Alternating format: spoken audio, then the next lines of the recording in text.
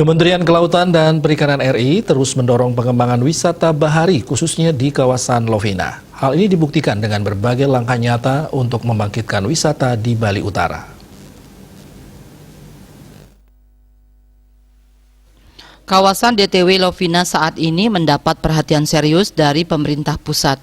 Sejumlah bantuan mulai didistribusikan untuk pengembangan kawasan tersebut, khususnya wisata bahari yang ada. Selama ini, wisatawan yang berkunjung ke Pantai Lovina hanya menikmati matahari terbit dan tenggelam, serta melihat ikan lumba-lumba yang hidup liar di tengah laut. Atraksi yang ditawarkan tersebut tidak membuat para wisatawan betah berlama-lama di Pantai Lovina. Untuk itu, KKP RI memberikan bantuan berupa 4 alat selam, serta Coral Garden berupa 7 unit patung bentuk lumba-lumba, penyu, serta Dewa Baruna yang ditenggelamkan di kedalaman 10 meter. Dengan adanya daya tarik wisata yang baru tersebut, masyarakat desa Kalibukbuk Buleleng bisa mengelola keindahan terumbu karang yang tumbuh di dasar Laut Lovina untuk dijual kepada wisatawan.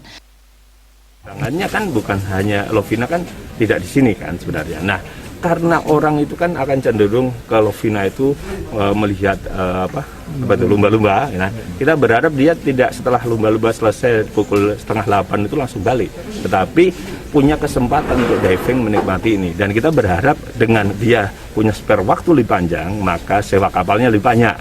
Itu minimal itu. Yang kedua, mungkin pasti ketika dia mungkin pulangnya lebih siang atau lebih sore, maka dia punya waktu untuk makan dan lainnya. Sehingga inilah yang kita berharap ada dampak ekonomi bagi masyarakat di sekitar Kalibukbuk. Sehingga aktivitas tadi hanya biasanya untuk melihat sunrise dan lumba-lumba itu berkembang menjadi